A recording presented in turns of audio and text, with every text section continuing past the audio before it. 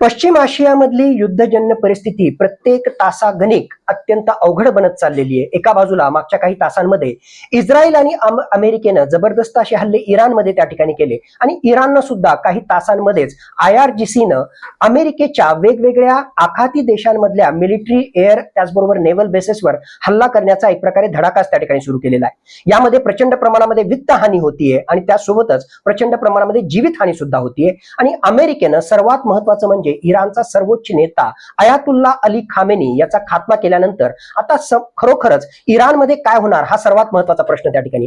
तीन वेगवेगळ्या प्रकारचे पर्याय इराणच्या जनतेसमोर उपलब्ध आहेत। सगळ्यात पहिला पर्याय म्हणजे ज्याला आपण म्हणतो धर्मसत्ताक राज्य पद्धती, म्हणजेच अयातुल्ला अली खामेनी यांचा वारसदार येणाऱ्या काळामध्ये 88 वेगवेगळ्या प्रकारचे धर्मगुरूंचं जे पॅनल ऑफ एक्सपर्ट आहे त्यांच्याद्वारे निवडलं जाईल। तोपर्यंत सध्याचे इराणचे राष्ट्राध्यक्ष, इराणचे चीफ जस्टिस, त्याचबरोबर एक मौलवी, सिनियर मौलवी या तिघांच्या माध्यमातून तिथला कारभार त्या ठिकाणी चालवला जाईल।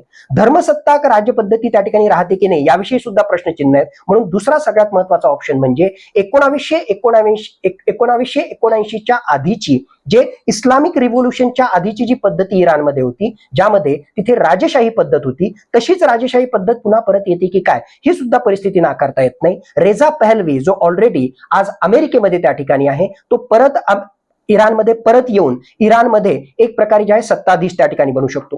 तिसरा पर्याय म्हणजे ज्या प्रकारे डोनाल्ड ट्रम्प त्या ठिकाणी म्हणतायत की इराणच्या जनतेनं आता सत्ता आपल्या हातात घेतली पाहिजे आणि त्याच अनुषंगानं खरोखरच या आंदोलनकर्त्यांमधून तशा प्रकारचं आंदोलन आणखीन तीव्र झालं आणि या थिओक्रेसीला म्हणजेच धर्मसत्ताक राज्य पद्धतीला हटवून डेमोक्रेटिकली इलेक्टेड गव्हर्नमेंट म्हणजेच लोकशाही पद्धतीनं निवडून आलेले प्रतिनिधी आले आणि त्यातून नवा नेता निवडला गेला, तर ती सुद्धा एक पद्धती त्या ठिकाणी अस्तित्वात येऊ शकते। मुळातच लोकशाही, राजशाही पद्धती आणि त्याच्या सोबतीलाच धर्मसत्ताक राजसत्ता हे तीन वेगवेगळ्या प्रकारचे पर्याय आज घडीला इराणच्या जनतेसमोर उपलब्ध आहेत। पण खरोखरच यातला कुठला पर्याय येणार यामध्ये IRGC इराणियन रिव्होल्युशनरी गार्ड कोर याची अत्यंत महत्त्वाची भूमिका असणार आहे।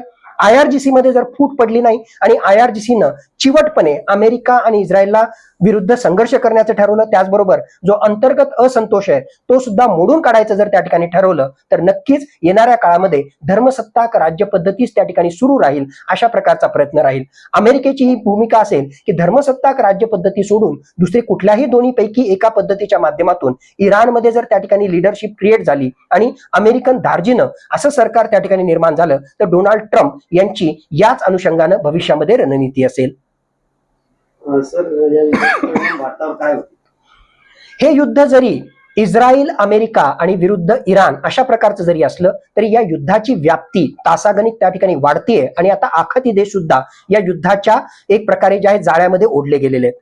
भारत देशाने या ठिकाणी भग्याची भूमिका घेऊन त्या ठिकाणी चालणार नाही, कारण भारताचं आर्थिक, सामरिक, राजकीय त्याचबरोबर भूराजकीय हित या सगळ्या संघर्षाशी जोडलं गेलेलं आहे।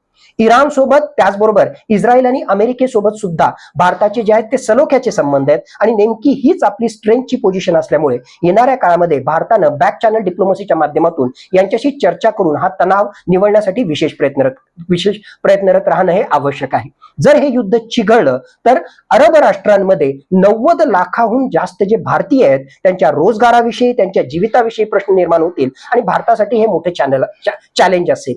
भारताने मोठ्या प्रमाणामध्ये चाबहार बंदर त्याचबरोबर इराण मधल्या वेगवेगळ्या इन्फ्रास्ट्रक्चर प्रोजेक्टमध्ये मोठ्या प्रमाणामध्ये पैसा गुंतवलेला आहे। जर हे युद्ध चिघळलं तर हे सगळे प्रोजेक्ट डिले होतील आणि त्याचा सुद्धा फटका भारताला मोठ्या प्रमाणामध्ये असेल। सगळ्यात महत्त्वाची बाब म्हणजे ऊर्जा सुरक्षितता।